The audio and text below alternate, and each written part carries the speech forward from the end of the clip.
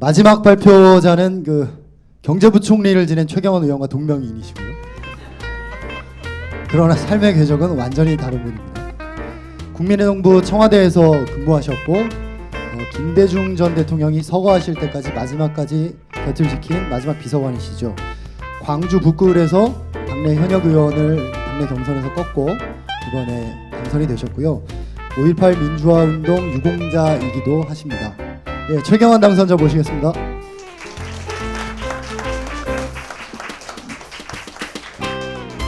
예, 반갑습니다. 최경환입니다. 아까 사회자분이 말씀하셨는데 저는 이름이 새누리당의 최경환하고 이름이 똑같아가지고 혼란이 아주 많습니다.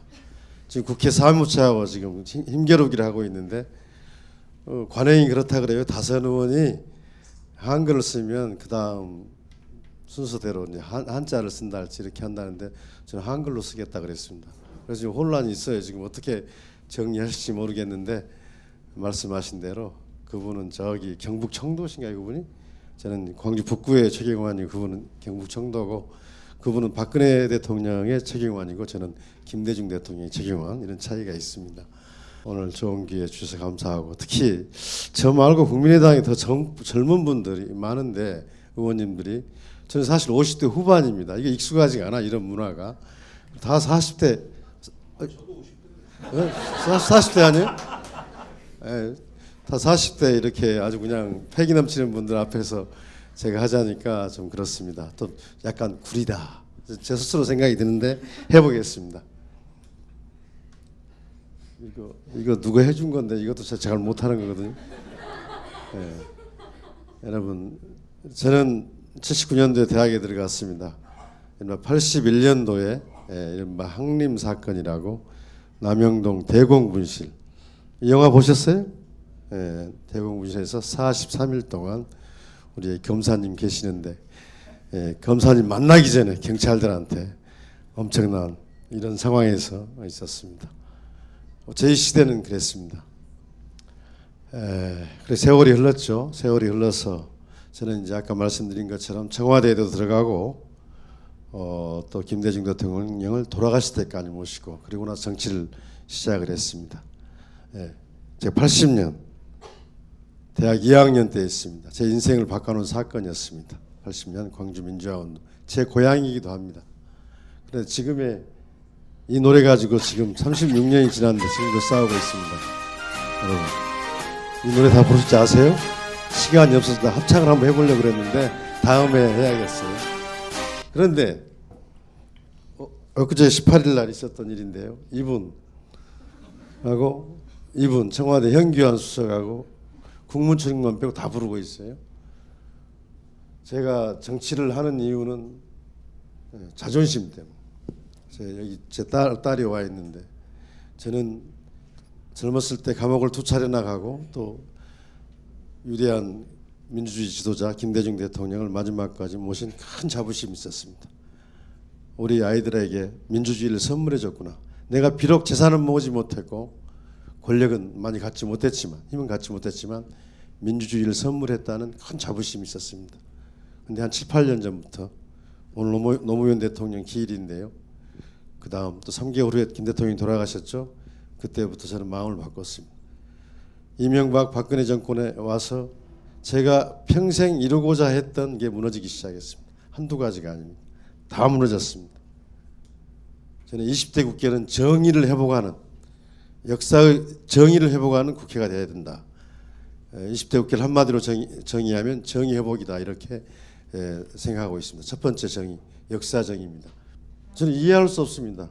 국정교과서 문제나 국가인권위원회 이것도 유명무실화되어 버렸죠. 국정원이 어떻게 대선에 정치에 개입을 합니까? 남북관계 어떻게 일으키는 겁니까? 개성공단, 금강산 관광 얼마나 소중한 거 있습니까? 지금 하나도 되지 못하고 있습니다. 이거 회복해야 됩니다. 역사의 정의입니다. 우리 가야 할 방향이죠. 자, 이 분야는 너무도 많은 분들이 이야기하기 때문에 생략하겠습니다. 좀 정의로운 사회, 정의로운 경제 민주화. 이 두 번째, 사회적 경제적 정의 회복, 일자리 문제, 청년의 문제, 비정규직 문제, 20대에서 이 방향을 잡아야 된다고 생각합니다. 그런 점에서 저는 정의 회복이 20대 국회의 사명이다 이렇게 생각하고 있습니다.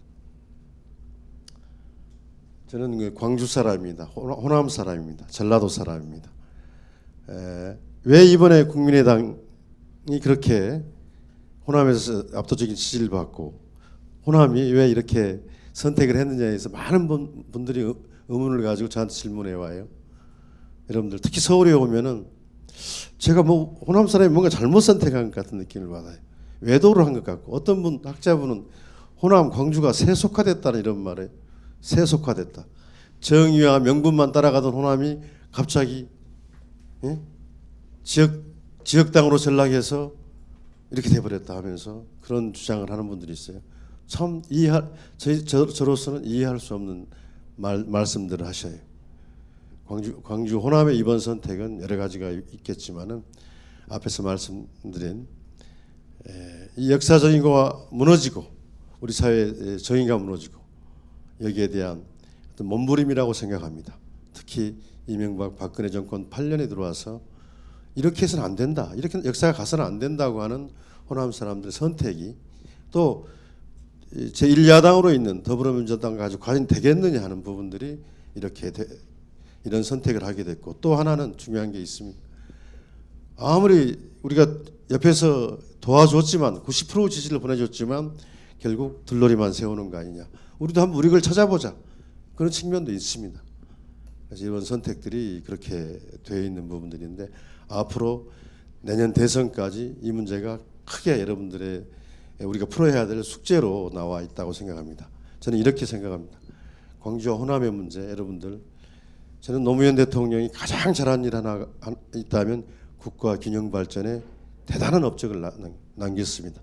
세종시를 건설하고 또 각 지역의 국가 공공기관들을 이전하고 공기업들을 좀 지방에 있으면 바로 느낍니다. 기관 하나가 오는 게 뭐 대수냐고 하시는 분이 있지만 그만큼 느낍니다. 이런 호남과 전라도가 갖는 소외와 차별의식은 점점 커져가고 있다. 우리 국가 통합에 큰 문제가 되고 있다 하는 생각이 듭니다. 저는 2017년 야권의 단결과 연합을 강조합니다. 정당 통합 이야기하면서 저는 정당 통합의 측면보다는 하나의 링에서 만들어가는 좀 더불어민주당, 국민의당, 또 정의당 이런 제 세력들이 하나의 링을 찾아서 경쟁하고 협력하는 거기에서 새로운 연합 정치를 통해서 이번 선거가 다당제로 만들어진 국민의 요구를 잘 받들어서 그 묘미를 살려나가는 그런 노력이 필요하다. 만약 정당 통합으로 갈 경우에는 또다시 1대1의 구도가 오면서 이른바 기울어진 운동장론 양대 진영의 아주 극단적인 대결 속에서 야권에게 더 희망이 없지 않겠느냐. 무조건의 통합은 저는 반대하는 입장입니다. 그래서 저는 우리 역사에서 60, 70년 우리 한국 정치사에서 유일하게 민주정부를 세웠던 두 분, 김대중, 노무현. 이분들의 업적은 길이 빛날 부분이 많이 있다고 생각합니다. 우리 역사의 정치, 이런 민주당 정부, 야당 정부도 세워지는구나. 거기에서 엄청난 업적을 남겼습니다. 민주주의 증진, 남북관계 평화, 복지, 문화 이런 부분에서 또 저는 가장 자랑스럽게 여기는 것은 우리 시민들의 자율성과 책임감이 높여지고 이제 시민들도 주인공으로 나서는 그런 시대를 만들었다고 저는 생각합니다. 이 시대로 돌아가야 된다고 생각합니다. 그런 점에서 그렇지만 저는 분명히 말씀드리지만 김대중 세력, 노무현 세력 가지고는 안 됩니다. 그분 두 분 정신만 남겨놓고 그 세력자 붙이는 건 다 없애버려야 된다고 봅니다. 이른바 패권, 자기 세력 이제 통하지 않습니다. 이번 선거가 그걸 입증해 줬습니다. 증명해 줬습니다.